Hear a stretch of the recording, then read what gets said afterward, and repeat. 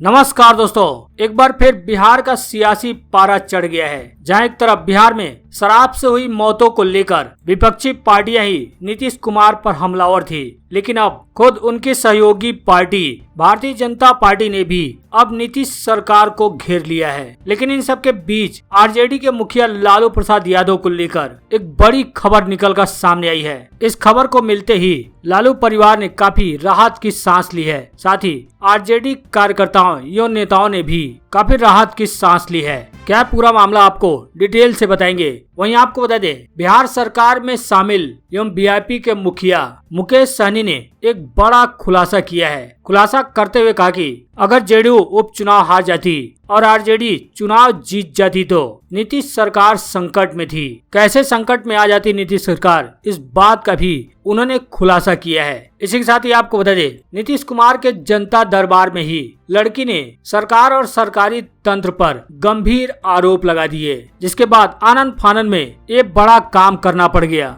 आगे बढ़ने से पहले वीडियो पर एक लाइक जरूर कर दें। चैनल को सब्सक्राइब करने के साथ ही घंटी को बजाना बिल्कुल ना भूलें। जी आपको बता दें, बिहार में शराब के कारण हुई मौतों को लेकर अब सियासत तेज हो गई है। एक तरफ जहां भारतीय जनता पार्टी भी नीतीश सरकार को घेरते हुए बड़ी मांग कर दी है, तो वहीं आरजेडी ने भी मुख्यमंत्री नीतीश कुमार पर जोरदार हमला बोला है। हमला बोलते हुए कहा कि गांव-गांव में बेरोजगार युवा ड्रग्स का सेवन कर रहे हैं। जी हाँ, बिहार में जहरीली शराब से कई लोगों की मौत हो गई। बीते कुछ दिनों में गोपालगंज, बेतिया और समस्तीपुर में अब तक 41 लोगों की मौत की पुष्टि की गई है, जिसके कारण पूरे बिहार में हड़कंप मचा हुआ है। सरकार लगातार दोषियों के खिलाफ कार्रवाई करने में जुटी हुई है, तो वहीं विपक्ष शराबबंदी को लेकर नीतीश सरकार पर हमलावर है। आरजेडी के सीनियर नेता और पार्टी उपाध्यक्ष शिवानंद तिवारी ने शराबबंदी को लेकर सीएम नीतीश कुमार पर निशाना साधा। उन्होंने बिहार में शराबबंदी को फेल बताया। उन्होंने कहा कि बिहार में शराबबंदी जमीनी स्तर पर प्रभावी नहीं है। शराबबंदी को लेकर मुख्यमंत्री नीतीश कुमार अपनी जीत पर अड़े हैं। वहीं उन्होंने आरोप लगाया कि शराबबंदी का फैसला बिना सोचे समझे लिया गया था। तिवारी ने नीतीश कुमार को सलाह देते हुए कहा कि शराबबंदी को लेकर मुख्यमंत्री को विशेषज्ञों और सभी पार्टी के नेताओं के साथ बैठक करनी चाहिए। बिहार में शराबबंदी के बाद ड्रग्स की खपत बढ़ गई है। आजकल गांव-गांव में बेरोजगार युवा ड्रग्स का सेवन कर रहे हैं। वहीं अब इस शराब से हुई मौतों को लेकर भाजपा के वरिष्ठ नेता सुशील मोदी ने भी बड़ा बयान दिया है। उन्होंने कहा कि शराब से मरने की घटना अत्यंत दुर्भाग्यपूर्ण है। पूरे मामले पर प्रशासन को दोषियों की पहचान कर तुरंत कड़ी कार्रवाई करनी चाहिए। स्पीडी ट्रायल के जरिए मौत के सौदागरों को फांसी की सजा दिलाई जानी चाहिए। उन्होंने कहा कि ऐसी घटना में मृतक के परिवार का कोई दोष नहीं होता है, इसलिए सरकार ने 2016 में ही हुई ऐसी घटना के समय हर आश्रित परिवार को 4 लाख रुपए का मुआवजा दिया था और इस बार भी सरकार को पीड़ित आश्रितों को 4-4 लाख रुपए की अनुग्रह राशि देने का विचार करना चाहिए। वहीं आपको बता दें, उपचुनाव के दौरान बिहार आए आरजेडी के मुखिया लालू प्रसाद यादव की अचानक से तबीयत बिगड़ गई थी, जिसके बाद उन्हें दिल्ली वापस जाना पड़ा था। लेकिन अब उनकी हालत लगातार खराब होती जा रही है। अब ऐसी नौबत आ गई है कि उनकी किडनी बदलनी ही पड़ेगी, यानी किडनी ट्रांसप्लांट कराना पड़ेगा। अब इसको लेकर यानी लालू प्रसाद यादव के किडनी ट्रांसप्लांट कराने के मामले को लेकर लालू परिवार और आरजेडी कार्यकर्ताओं नेताओं को काफी राहत मिली है। जी हाँ, लालू प्रसाद यादव को शायद बिहार का हवा पानी इस बार रास नहीं आया। उनकी तबीयत कुछ ज्यादा ही खराब हो गई, जैसा कि आप सभी को पता होगा, जिसके कारण उन्हें पिछले बुधवार को दिल्ली वापस लाया गया था और शीघ्र ही उन्हें सिंगापुर के एक नामी अस्पताल में ले जाने की तैयारी चल रही है, ताकि वहां उनके बेहद खराब किडनी का ट्रांसप्लांट ऑपरेशन यथाशीघ्र हो सके।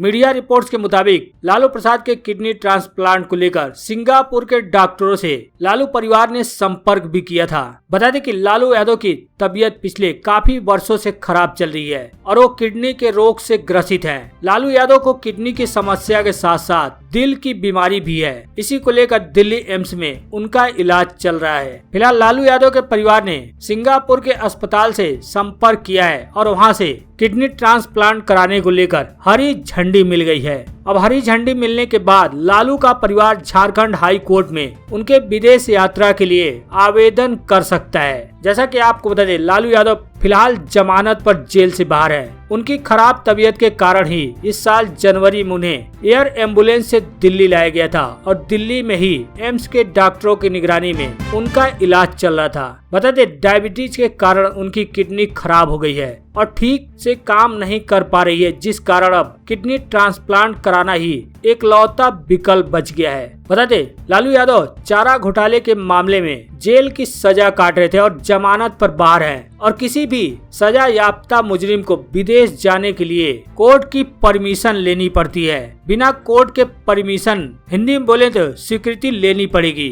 विदेश जाने के लिए कोर्ट की स्वीकृति कानूनी रूप से अनिवार्य है। अब जब तक लालू प्रसाद यादव को झारखंड हाई कोर्ट में उनके विदेश जाने के लिए कानूनी रूप से इजाजत नहीं मिल जाती, तब तक वो विदेश नहीं जा सकते हैं। हालांकि लालू यादव 16 बीमारियों से ग्रसित हैं। रांची के रिम्स अस्पताल ने कोर्ट में एक रिपोर्ट सौंपी थी, जिसके मुताबिक लालू यादव को डायबिटीज, ब्लड प्रेशर, हृदय रोग, प्रोस्टेट का बढ़ना, यूरिक एसिड का बढ़ना, किडनी की बीमारी, किडनी में स्टोन, थैलीसीमिया यानी रक्त से संबंधित बीमारी है ये, ब्रेन से संबंधित बीमारी, दाहिने कंधे की हड्डी में दिक्कत, पैर की हड्डी की समस्या, आँख में भी दिक्कत है, पोस्ट एबीआर भी है यानी हृदय से संबंधित है। इन सभी बीमारियों से लालू प्रसाद यादव ग्रस्त हैं। फिलहाल उन्हें किडनी ट्रांसप्लांट की बेहद जरूरत है। हालांकि इसको लेकर सिंगापुर के अस्पताल ने हरी झंडी दे दी है। अब इसको लेकर झारखंड के हाई कोर्ट में विदेश यात्रा के लिए लालू परिवार आवेदन कर सकता है। वहीं आपको बता दें, बिहार सरकार में शामिल वीआईपी के मुखिया मुकेश सहनी बिहार का मुख्यमंत्री बनना चाहते हैं। उन्होंने बयान देते हुए कहा कि यदि जेडीयू उपचुनाव हार जाती तो नीतीश की सरकार संकट में थी। जी हाँ, वीआईपी के मुखिया मुकेश सहनी की महत्वाकांक्षा किसी से छिपी नहीं है। मुकेश सहनी ने अब मुख्यमंत्री बनने की अपनी महत्वाकांक्षा खुलकर जाहिर कर दी है। उनका कहना है कि वे नीतीश के रिटायर होने के बाद बिहार का मुख्यमंत्री बनना चाहते हैं। फिलहाल राष्ट्रीय जनतांत्रिक गठबंधन यानी वो एनडीए में है, लेकिन आगे क्या होगा कहा नहीं जा सकता है। मुकेश सहनी ने कहा कि आरजेडी अध्यक्ष लालू प्रसाद यादव से उनकी बात होते रहती है, लेकिन पटना में मुलाकात नहीं हो पाई। उपचुनाव को लेकर उन्होंने कहा कि अगर उपचुनाव में जेडीयू के उम्मीदवार नहीं जीतते तब नीतीश कुमार की सरकार संकट में आ सकती थी। मुकेश सहनी का कहना है कि राजनीति में हर व्यक्ति आगे बढ़ना चाहता है, मंत्री के बाद हर कोई मुख्यमंत्री बनना चाहता है। ये निषाद समाज के लिए गर्व की बात है। उन्होंने कहा कि कोई राम को मानता है, कोई रहीम को मानता है, हम फूलन देवी को मानते हैं। उन्होंने कहा कि उत्तर प्रदेश में योगी जी ने फूलन देवी की प्रतिमा लगाने नहीं दी थी, इसलिए हम हर घर फूलन देवी की प्रतिमा भेज रहे हैं। साथ ही उन्होंने कहा कि हमारी पार्टी उत्तर प्रदेश की 165 सीटों पर चुनाव लड़ेगी। उत्तर प्रदेश में हमारी निषाद चेतना रैली को अच्छा रिस्पांस मिला है। हमारी पार्टी लगातार बेहतर कर रही है। हालांकि एक तरफ जहां बिहार में बीजेपी यानी एनडीए के साथ कंधे से कंधा मिलाकर मुकेश सहनी चल रहे हैं, तो वहीं उत्तर प्रदेश में भारतीय जनता पार्टी को ही चुनावी टक्कर देने के लिए मैदान में उतर चुके हैं। वहीं आपको बता दें, हमेशा की तरह मुख्यमंत्री नीतीश कुमार ने आज भी जनता दरबार लगाया, लेकिन उस जनता दरबार में एक लड़की ने मुआवजा नहीं मिलने का आरोप लगाया, जिसके बाद सीएम नीतीश कुमार ने तुरंत बड़ा एक्शन लिया। जी हाँ, बिहार के मुख्यमंत्री नीतीश कुमार प्रत्येक सोमवार की तरह आज भी जनता के दरबार कार्यक्रम में फरियादियों से मिले और उनकी समस्याएं सुनी। इस दौरान जनता दरबार में एक महिला ने आंगनबाड़ी सेविका नियुक्ति में धांधली का आरोप लगाया, जबकि एक अन्य महिला ने मुआवजा नहीं मिलने का आरोप लगाया।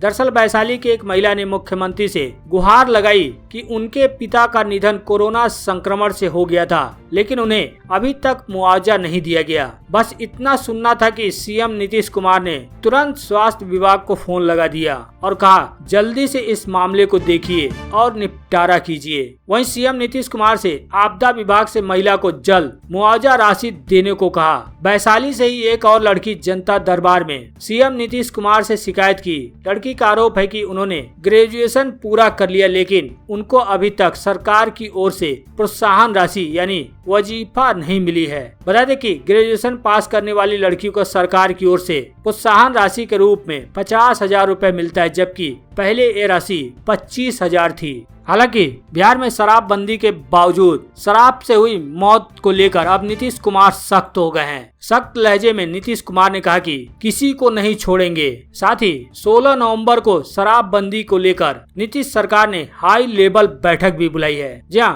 अवैध शराब के धंधे की शिकायत पर कार्रवाई नहीं करने वाले पुलिस व संबंधित महकमे के अधिकारियों की अब खैर नहीं। मुख्यमंत्री नीतीश कुमार ने आज कहा कि समय पर कार्रवाई नहीं करने वालों पर एक्शन होगा। वे बेच नहीं सकते, जो जिम्मेदारी नहीं निभा रहे हैं उन पर तो कार्रवाई करेंगे ही, ऐसे लोगों को भी नहीं छोड़ेंगे। इन संबंध में उन्होंने डीजीपी तथा गृह विभाग के अपर मुख्य सचिव को स्पष्ट तौर पर कह दिया है। बता दें, जनता के दरबार में मुख्यमंत्री कार्यक्रम के बाद पत्रकारों से बातचीत के क्रम में मुख्यमंत्री नीतीश कुमार ने ये बातें कही। साथ ही नीतीश कुमार एक्शन में भी आ गए हैं। उन्होंने राज्य में शराबबंदी को और प्रभावी ढंग से लागू करने के लिए बड़ा अभियान चलाने की बात कही है। उन्होंने 16 नवंबर को इस संबंध में विचार विमर्श के लिए उच्च स्तरीय बैठक बुलाई है। अब माना जा रहा है कि बैठक में सीएम शराब माफियाओं के खिलाफ बड़ी कार्रवाई का ऐलान कर सकते हैं। साथ ही सीएम नीतीश कुमार का कहना है कि जहरीली शराब कांड के दोषियों के खिलाफ कड़ी कार्रवाई की जाएगी। उन्होंने कहा कि शराबबंदी से काफी हद तक इस समस्या पर रोक लगी है, कुछ ही लोग इसमें लिप्त हैं, लोगों को जागरूक भी किया जाएगा। साथ ही उन्होंने कहा कि जहरीली शराब कांड में जिम्मेदार पाए गए अधिकारियों के खिलाफ भी सख्त कार्रवाई की जाएगी। उन्होंने अधिकारियों से यह तक पूछा कि जिले क्रॉस कर तस्कर कैसे आते हैं। नीतीश कुमार ने शराब पर सख्ती से रोक लगाने का आदेश देते हुए 16 नवंबर को शराबबंदी के सभी पहलुओं की समीक्षा करने के लिए उच्च स्तरीय बैठक बुलाई है।